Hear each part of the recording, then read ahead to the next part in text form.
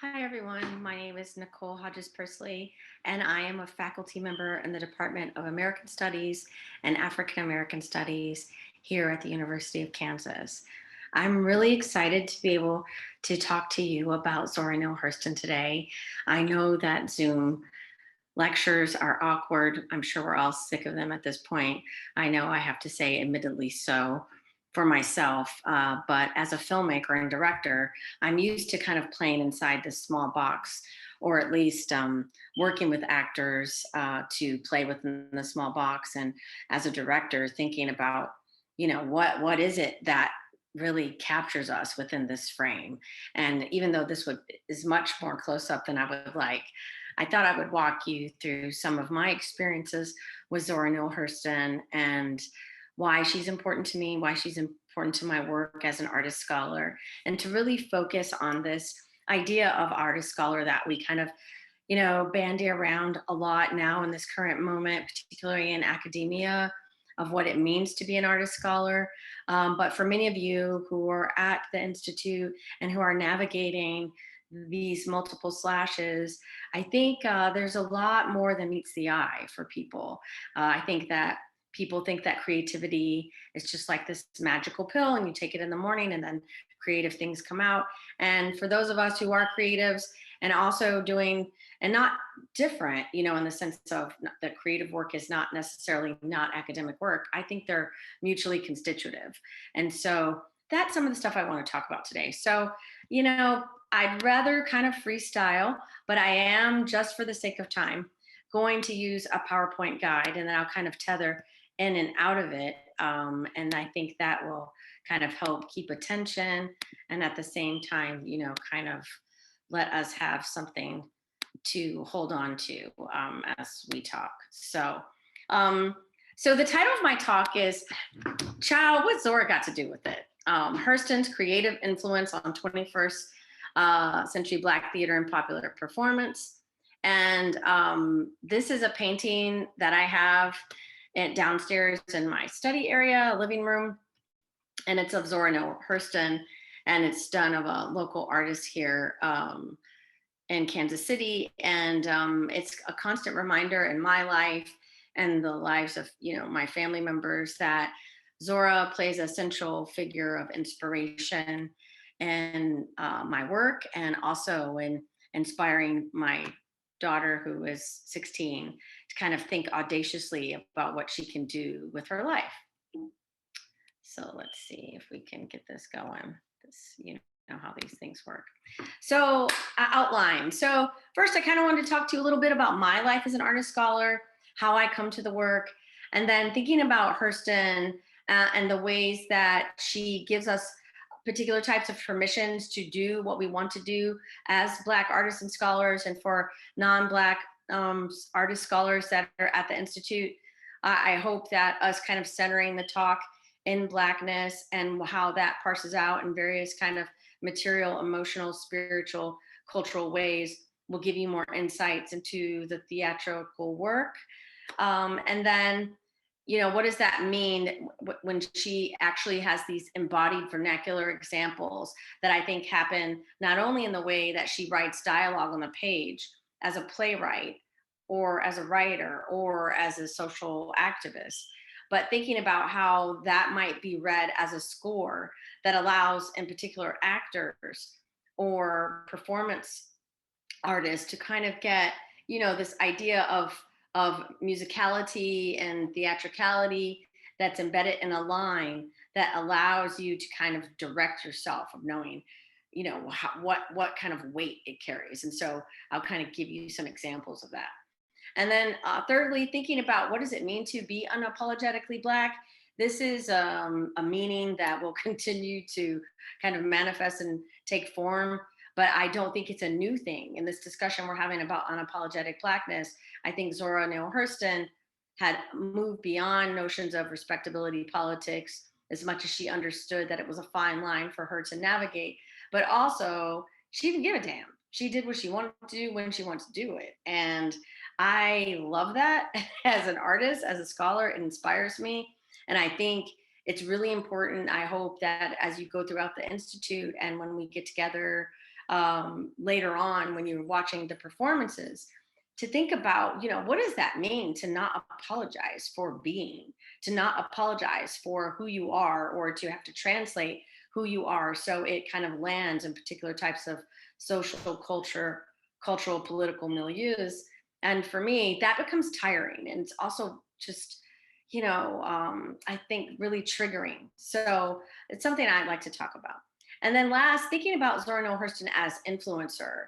We talk about influencers a lot in this current social media moment, but I would argue that Hurston was, kind of similar to this social media moment. She understood how to occupy and really take hold of a moment, maximize it for her own potential, get all eyes on her, and then tell you what she's thinking. And that's basically Instagram in a nutshell, right? I mean, you pick a picture, you pick an image, you pick a moving image, you say what you need to say, your followers see it, and you make an imprint. And then you find out how many people have actually responded to what you're saying. So it's definitely a form of performance. So thinking about what 21st century theater and performance looks like, it's not just theater on stage. It's kind of broadly conceived ideas of performance that include everything from the Twitter sphere to site-specific performance. But right now, for the sake of our talk, I'll kind of isolate it to popular performance and then some key discussions of Black theater makers. So Hurston's opening act. I love this quote that she has where she kind of talks about her modus and how she operates in the world. And it's really for her a stage, and she thinks through the world in these kind of very interesting theatrical moments. So she says, the front porch might seem a daring place for the rest of the town, but it was a gallery seat for me. My favorite place was atop the gatepost, proscenium box for a born first nighter. Not only did I enjoy the show, but I didn't mind the actors knowing that I liked it. And so she goes on in this essay to talk about how she let people know she was there. It was a call and response with them. She enjoyed putting on a show. And I think that, as artists, scholars in the academy, particularly for global majority folk, we're often called to put on a show. And that is ones that we consent to and ones that we comply with. And so I think it's really important to kind of think about that consent compliance binary that implies particular types of punishments or particular types of sanctions on Black and Brown people that are invisible for many others to see and decode. But we know when we walk into a room or a space or apply for an opportunity or we're trying to produce artistic work, if it's not at a global majority space or a Black space, we understand that there's particular types of invisible protocols that we're getting called into or interpolated into. So that's just something that I think is important for us to think about, particularly as Hurston's very aware of being an insider, outsider at all times. And so when she takes these opportunities to do what she wants to do and say what she wants to say, she's very aware, I believe, that there's a price to pay. So thinking about Zora and the artist scholar life, I mean, for me, my work and engagement with Hurston is personal. She inspires me as a woman, as a Black woman, as a mother, as a scholar, as an artist, as an innovator, as a creative who really theoretically, artistically, emotionally, spiritually, I think through my art, which really manifests my scholarship. And I don't think we talk enough about that in the academy, of really the cultivation of creativity and the creating environments that are not in the expectation of a linear product, but more so this like syncretic shape of a thing that actually comes to reveal itself to you as you are in the process of making and doing. And so I think Zora moving across different types of forms to create her art and to tell her stories, I think is a permission that I take from her, that I can do whatever I want to do to tell the story that I need to tell. And I think she very much is astute at doing that type of work. We know that she has multiple slashes. She's a writer, scholar, playwright, director, choreographer. She embodied what Lisa B. Thompson has recently called, in a special issue of Journal of Dramatic Theory and Criticism that I edited, so it's online, open source, shameless plug. But she talks about it as an artist scholar. Lisa B. Thompson, for many of you know, she's at the University of Texas at Austin. She's a playwright and a scholar. And she said, you know, it's a lot of dancing on the slash. And I think for many of us, that can be, you know, a really perilous dance at times. Yeah. And I think it's something that we have to kind of, you know, jump outside of ourselves and look back at the thing to make sure that we are well in doing the work. So I think Hurston's work embodies that. I think she gives us permission as Black artists, scholars, to be really unapologetically Black without a pretense for prescriptive, or what I call prescriptive integrative aesthetics. So what do I mean by that? I mean that it's not necessarily someone's telling you to be less Black or to be less you, if you will. But I think there are certain types of implicit biases that are embedded into the systems you're in that let you know that there is a penalty for being a particular Black way at a particular time. And I think once you become so disciplined to understanding where those moments are, that, you know, this is kind of a more performative engagement with Du Bois's idea of double consciousness that I think continues to frame a lot of our engagements as folks within the African diaspora. And so I think that Hurston is creating really, with her work, a theatrical blueprint for late 20th century and 21st century Black playwrights to break theatrical convention. And I think even more so for hip hop artists and spoken word artists and dancers to say, the form that I need doesn't exist to tell the story I'm going to tell, so I'm going to make one. And that kind of spirit of improvisation or repetition and revision is very much a part of Hurston's larger theatrical archive. And to that end, you know, I think that her work was definitely penalized, you know, by mainstream systems because it didn't adhere to a lot of the mainstream norms. And of course, we know she had lots of discord around her aesthetics. People like Langston Hughes and others wanted to her to kind of acquiesce to some norms that she wasn't necessarily aligned with. And you know, I think there was a penalty to pay for that. So I think similar penalties are also imposed upon Black artists today who create work that is too Black, if you will. So again, just recapping her inspiration as an artist scholar, she created her own content across platforms. We know just a few of the slashes she embodied was writer, scholar, director, activist, choreographer. A lot of the areas of expertise she's self-taught. We know that she studies at Barnard and Columbia, and you know she pursues work as a cultural anthropologist. We understand that, but I would argue that her theatrical work as a director is really part of her cultural anthropological project, not in the studying from the outside, inside perspective of anthropologists, but really being a kind of mental filmmaker of capturing and witnessing Black life in such a detailed way that she's actually trying to record it and play it back on the page. And then what she leaves there is really a blueprint for us that when we let our bodies and our voices play it back, it's almost as if we get to kind of revisit another moment. And that's what's magic about Zora Neale Hurston's work. We know she was committed to uplifting Black communities. She found very little value in things like code shifting or kind of navigating these, you know, for lack of a better word, burdens of double consciousness, if you will. And we know that she created new forms that could allow her to be the dynamic storyteller that she already knew she was. She didn't need affirmation from outside folks to tell her she was. She accepted their accolades and often with big fanfare. But at the end of the day, she's like, if you don't like me, I like me, I'm good, right? So this is something we hear a lot in our everyday vernacular life. Don't worry about it, I'm good. So to that end, what does that mean when you know, a gesture like this that says, you know, I'm good?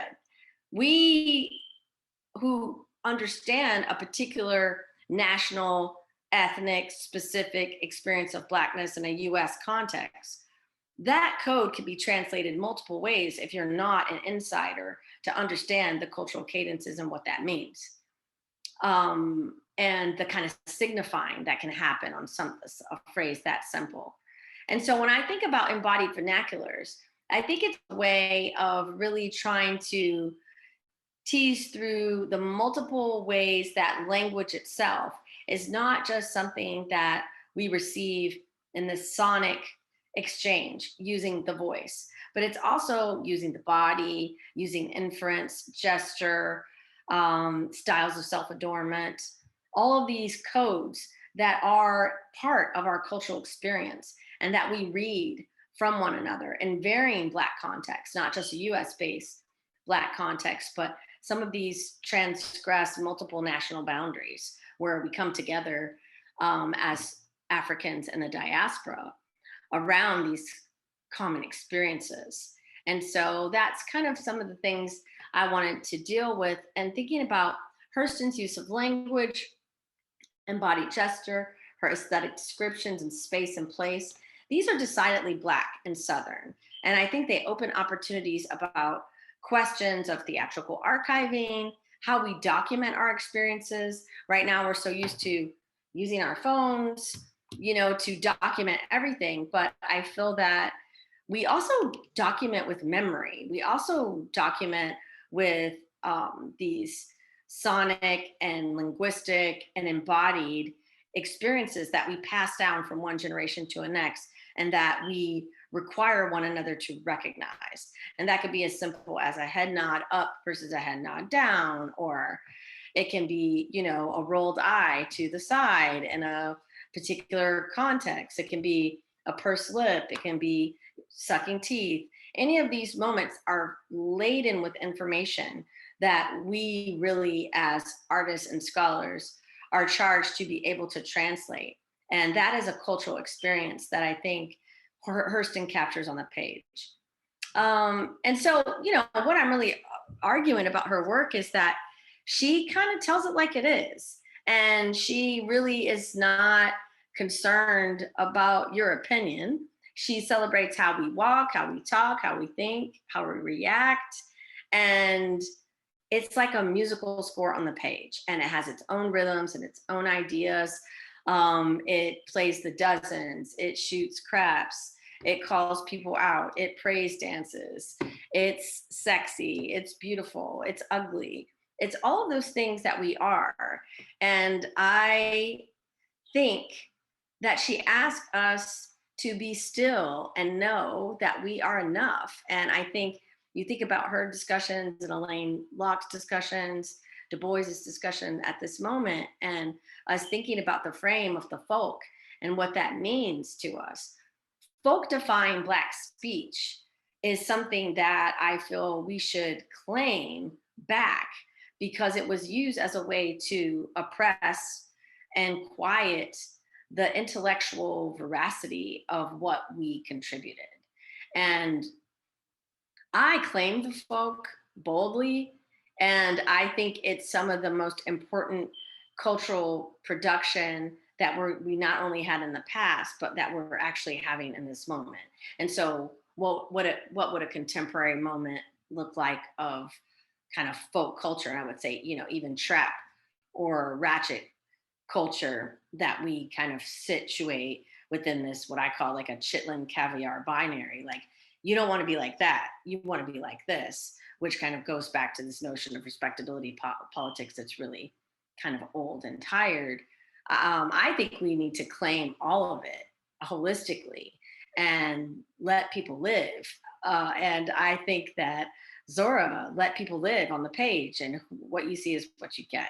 And I think this gives us a critical understanding of Black speech movement and the kind of the social cultural context of experience that she captures. So thinking about how we can move away, or both and, the idea of reading Hurston strictly from a theatrical or just a blues lens, even a jazz lens, but thinking about a more of a popular lens of, I'm writing how people talk right now.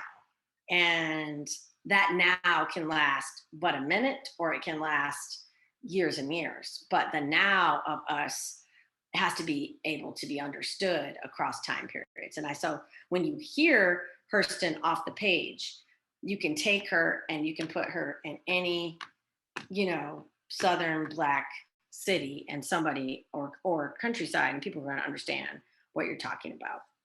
And I love that. So I thought I would give you a few examples from the plays. I'm going to be doing a stage reading of Woofing and Poker, which are very short pieces, as you know.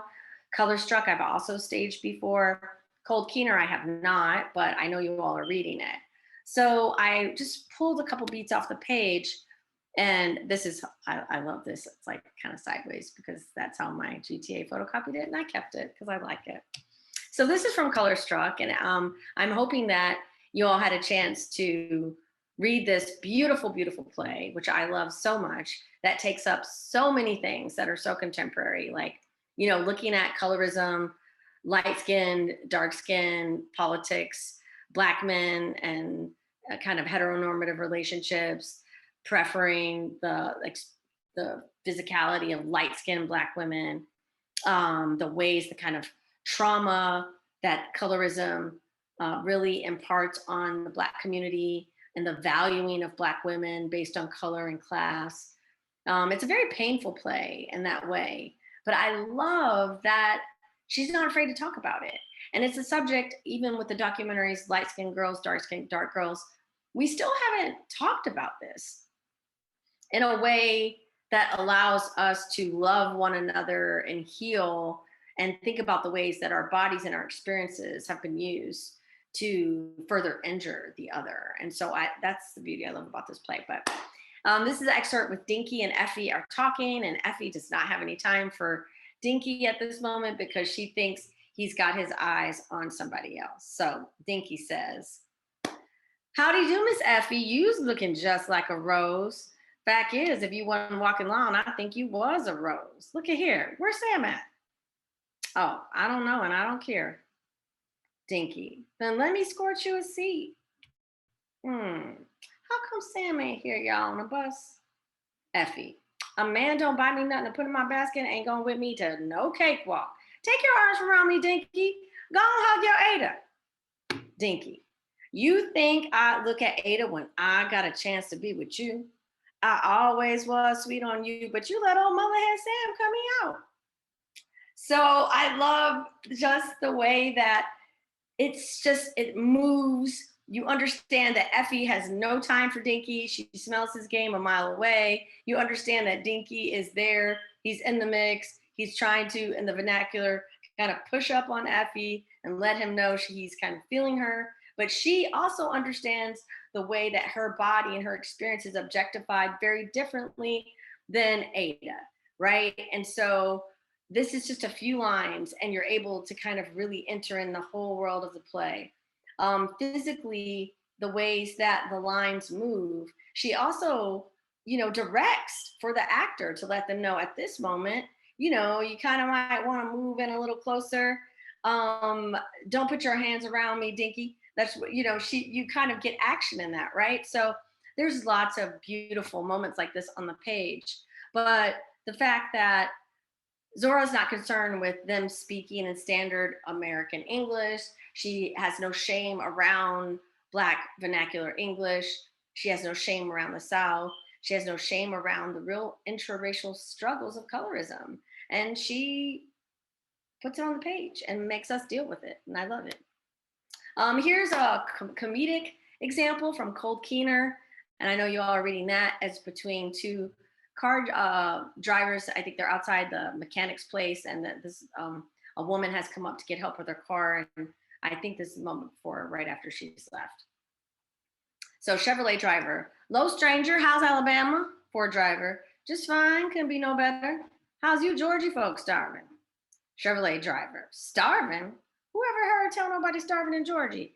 People stay fat in Georgia. People so fat in Georgia till I speak Gabriel going to have to knock us in the head on Judgment Day so we can get along with the rest." Ford driver, "He might have to knock some of them Georgie crackers in the head, but you niggas be all ready and waiting for the trumpet." Chevrolet driver, "How come?" "Because them crackers y'all got over there show hard on jigaboos." Chevrolet driver, "Let me tell you something cool. We got nice white folks in Georgia. But them Alabama rednecks is too mean to give God an honest prayer without snatching back amen. So this is a funny piece to me because it's very much this kind of dozens experience between them. They're one up in each other. They're hyper aware of the racism that they experience, comparing what's happening in between Georgia and Alabama.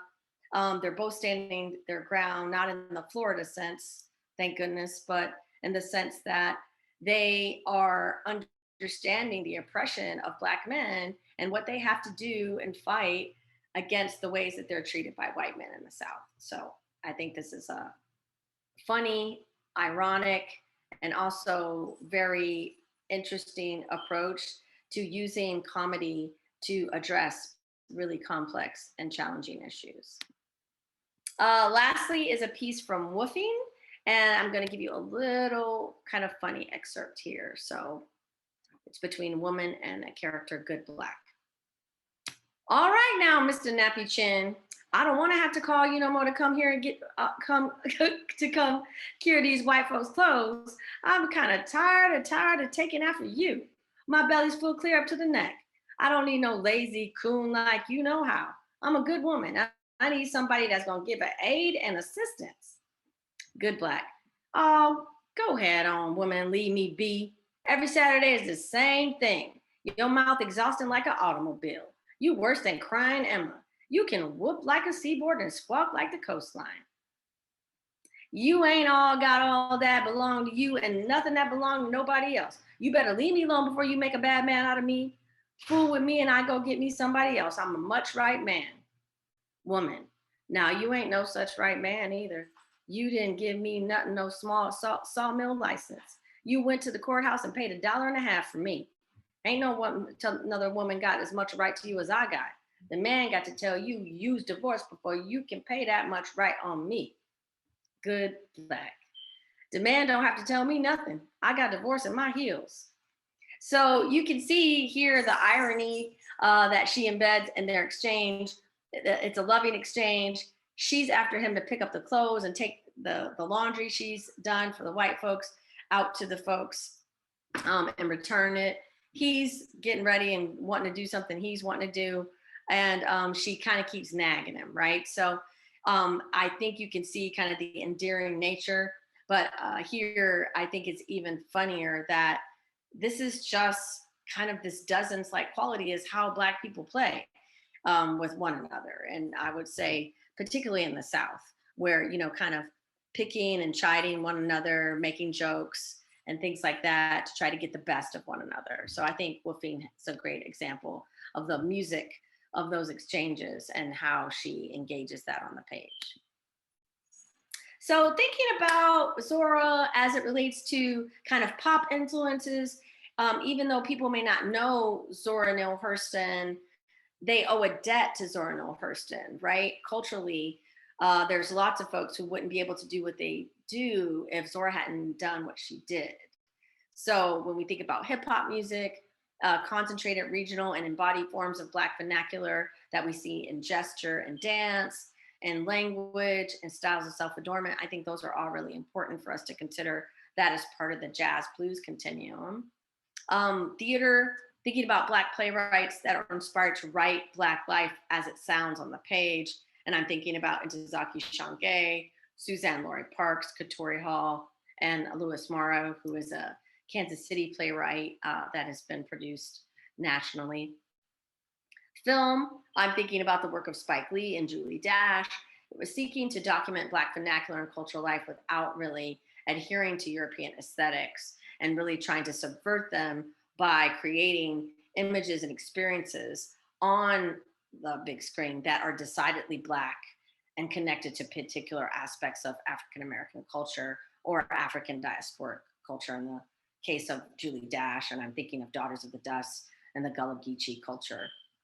And then TV, thinking about contemporary shows such as David Makes Man, Lovecraft Country, and even older shows such as Martin and Rock, they owe a debt to Hurston's theatrical honesty and the kind of cultural anthropological lens that she repossesses us back from the gaze and brings us back home, if you will. So thinking about that, a lot of this in relationship to unapologetic blackness, and I think I'm going to stop the share just because it gets tiring for a moment and break away from the PowerPoint. Um, what does this really mean, being black without apology? And I think simply is really being able to present our work without clarifying statements or justifications or explanations, and really putting the onus on those who are engaging our work to do the decoding. The idea that we have to constantly decode our work so that it is palpable and tangible for others and puts them at ease, I think is an extra burden that really impacts our mental wellness and our health. And so I think this is something that Zora Neale Hurston really is prescriptive and saying, you have to do you the way you do you and let other people figure it out. And I think the academy doesn't teach us that, and the entertainment industry doesn't teach us that. So it's something that I kind of tease out of her work that I find very useful. Another thing is to affirm and uplift our own work.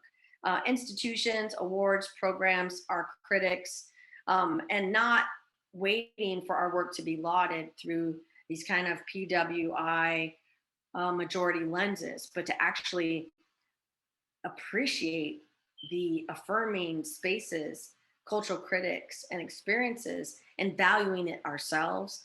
So we are excited about Tony Awards, but we might thumb our nose at Adelco Awards or NAACP Awards. And that devalues the institutions that are actually doing the awarding in predominantly Black spaces. So that's something I'm asking us to consider, that Hurston was lauded by Black critics, and when she was celebrated by white critics, she often used those opportunities as marketing and sales moments. And I think that's something we should consider. Embracing the idea that there are multiple and simultaneous existences of Blackness across space, time, realities, gender identification, sexualities from that intersectional lens allows us not to kind of resort back to these ideas of what is authentic representation, but more so a both and. We don't have to have an either or binary when it comes to representation, but we also don't have to apologize for the Black that we need to be in a particular moment. And then lastly, thinking about the complex contradictions of Blackness as a state of being and becoming, is that we are not always complete. We are always evolving. We may also be returning back to a former self in order to discover new things. So in the case of Hurston, we're going back in the present to kind of think about new possibilities for futuring our experiences. So I think that's also very valuable. Okay, so now I think I would like to segue to kind of some of the penalties that happen in relationship to being unapologetically Black. And I think there is a process for being read as too Black in our social engagements and our academic engagements and our creative engagements that comes with this implicit or really demonstrative penalty, right? And so I think that is something that needs further investigation. It's something that I'm acutely aware of as an artist, as a director, as a producer who works in a predominantly Black realm. When I want to be legible in non-Black space, it's almost if I'm penalized for working in Black space, that I have to do 2 or 3 times as much work to show that I can also do regular work, which means non-Black work. And that's a problem. And that's a problem that I think not only is reinforced from the outside and projected onto us, but that we also buy as folks of the African diaspora, that our value comes when we're asked by a predominantly white theater or film company or producing entity to take our work, instead of loving it when we're independently producing or working in Black cohorts or collective engagements with other African diasporic folks. We're like, oh, this is great. But when I really make it, that'll be when I'm at the white space. And I think that's a problem. So, and I think Zora paid a lot for this process, because she wouldn't necessarily change her moral and aesthetic compass in exchange for success. And I think obviously you all might know this better than I do, but I did know that, she didn't really make a lot of money for her work. As we know, she died penniless, and I think they said the highest one of royalty she had was like near $1,000 or something like that. So, this is kind of like the artistic suffering life. If I don't sell out, I don't get paid. And how much will I sell out to get paid? Um, I mean, selling out is relative and subjective. So maybe that's something we can talk about in Q&A, because I think it's slightly tethered to respectability politics, and I don't know if how you can escape it actually. And so I'm thinking about lastly in this unapologetic point of my discussion here is that, we let's think about the invisible and material prices that often double and triple the return on investment for Black artists that they have to pour into their work in order to get a return or acknowledgement. So now I'm going to segue into kind of back to the talk title of Child, what Zora got to do with it, and thinking about pop influences, and just showing you maybe a few places that I see the aesthetic and sonic and embodied imprint of Zora Neale Hurston. And I think I mentioned hip hop. I think that's really important for us to consider, how artists like Cardi B and Meg Thee Stallion and even old school ones like Latifah and others really just were unapologetically Black and woman and sexual and alive and open and the way that they wanted to be. And I think giving ourselves permission to be that without it being kind of a wink, as Suzanne Lori Park says, to the bust about what we're doing, like see me being edgy or see me being, available, just be it. I think it's just a liberating idea.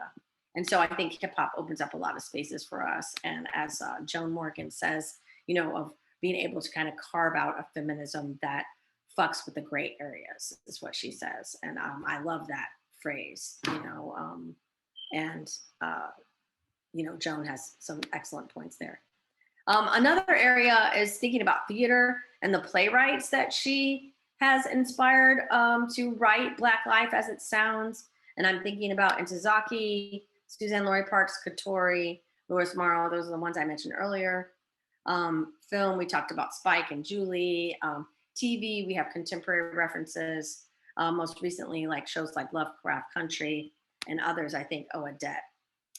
And if we kind of track through, say, from the 60s through the 2000s, I think you can see a theatrical genealogy that might begin with like Adrienne Kennedy, Sonia Sanchez, Barbara Antier, Lorraine Hansberry, which, I think there's a caveat there that we could discuss some questions, because I think Lorraine tries to write vernacular Black life, but has trouble with the fluency, particularly when she writes Mama and The Raisin in the Sun. In the 1970s, we have Ntozake, Glenda Dickerson, Vinette Carroll. In the 80s, I would say Debbie Allen, Regina Taylor, Pearl Cleage. 1990s, Parks, who I've mentioned several times, is part of the Adrienne Kennedy continuum. Lynn Nottage, Dale Orlander Smith, I would say Charlene Woodard. And then 2000s, you get the voices of Dominique Morisseau, Katori Hall, Terrell McCraney, Nicole Salter. Directors like Liesl Tomey and Camilla Forms, I think, also take up Hurston's kind of cultural aesthetic and have a vernacular approach to directing that is at once, very well researched and largely informed by the vernacular of hip hop. And so I think that's also really important for us to keep in mind, that the music of hip hop is theorizing in a very like kind of cultural anthropologic way, particularly in the way that Hurston unsettles the kind of emic etic, if you will, of cultural anthropology, and centers Black experiences as a valid point of departure for research. So lastly, thinking about my wrap up is thinking about the title and saying, what does Zora got to do with it? What are some 21st century solutions that are prescriptive coming out of Hurston that we can open up opportunities for us to think more complexly about Black theater and performance as a platform of social justice and critical change.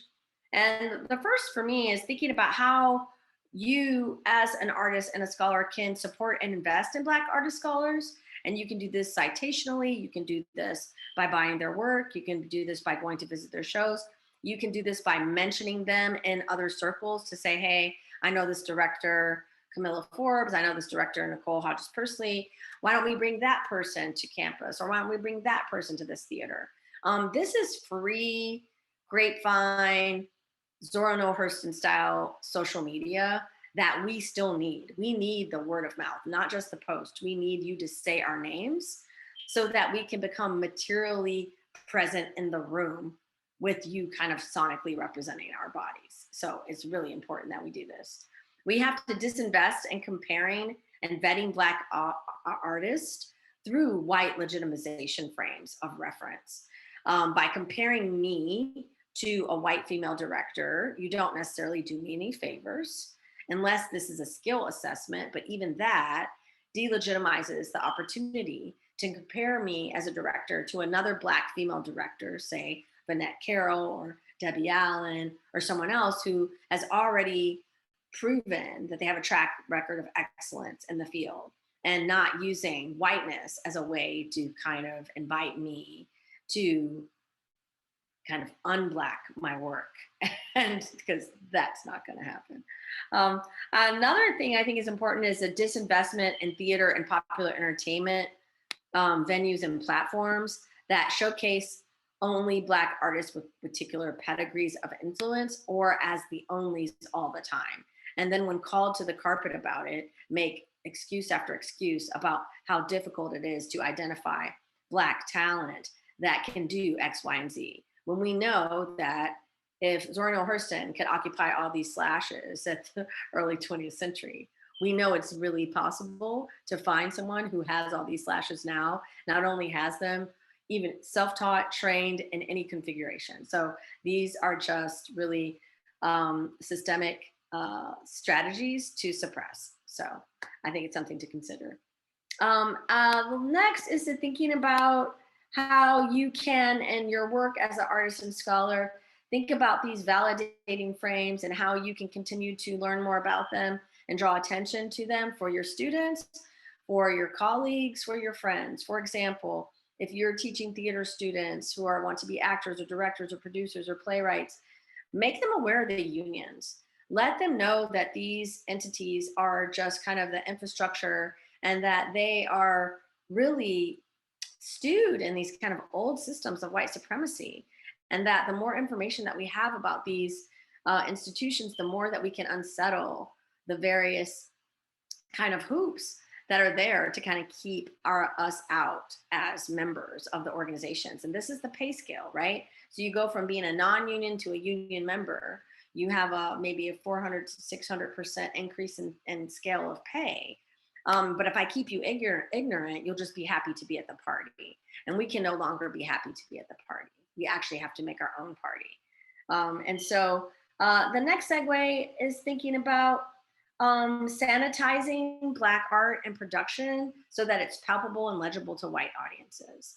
And I think if we think about Zora being on Broadway and that being a short-lived series of vignettes, and thinking about representation of Blackness Sent on Broadway, I don't think we've had any representation of Black life that hasn't been sanitized to be palpable for white audiences. I mean, I can't name a play. And I think that it's actually a gatekeeping exercise of Broadway to make sure that there's nothing on the stage that is alienated to non-global majority audiences. And so that'd be something I'm really interested in talking about and questions. And then lastly, I want to think about my title as a way to reclaim the vernacular culture in ways that are edifying, uplifting, and positive. So if I say child, what's Zora got to do with it? I don't need to apologize for using vernacular. You need to figure out what I mean. And so this is important work because the work is valuable and important enough to decipher, to understand, to translate. And so this is an important project that I think we should continue with when thinking about her work. And this will unsettle what I call chitlin and caviar binaries that are part of these elitist reckonings within diverse African diaspora communities that become these fault lines of class and color that are highly problematic. And I think we duplicate them by reproducing them in kind of ways that we don't or not necessarily always aware of. And so those are some of the ways that I think Zora opens up as an early Black influencer, if you will, a tremendous impact on popular Black theater and performance. So I'm going to just track back to where we were in the outline, and I'm gonna share screen with you one more time, and then we will wrap up. So just thinking about what I said I was gonna do and where we are, kind of gave you an outline of who I am as an artist scholar, and we can talk more about that, whatever you want to do. But I am a director and artistic director of theater here in Kansas City, KC Melting Pot Theater. I direct about 3 shows a year, plus do film work. We talked a little bit about embodied vernacular examples and what Zora gives us permission to do with the type of language and sonic capture of Black life on the page. We discussed a little bit about this notion of unapologetic Blackness, and that we hear it a lot in this current moment, but it's actually not so new. And that folks like Zora Neale Hurston and many others were unapologetically Black and not translating the social, political, and cultural valences of their work for anybody. And then lastly, thinking about what is the influence of Zora on popular performance and Black theater. So we talked about Black playwrights and directors, and also made some references to hip hop being part of this kind of folk vernacular continuum that I think is really valuable theoretical and intersectional work that can hopefully dismantle some of these binaries that I'm calling these Chitlin caviar binaries that are really connected to gender, color, and class and sexuality in ways that are highly problematic, that I hope things that you're talking about in this institute will continue to unsettle. So with that, I'm going to stop. I have a lot to talk about this work, and I'm looking forward to sharing the stage reading on Zoom with you. I'm looking forward to chatting with you about this. And, you know, I told Dr. Hardison that I just wanted to have an honest, candid conversation and not read a paper, and really kind of give you an opening into my work and the things that inspire me as an artist scholar, and hope that it will inspire you to ask really important, critical questions about where your art and your work is rooted and why, and who is that work for. So with that, thank you so much. And I'm going to stop, and I look forward to seeing you all this week. Bye-bye.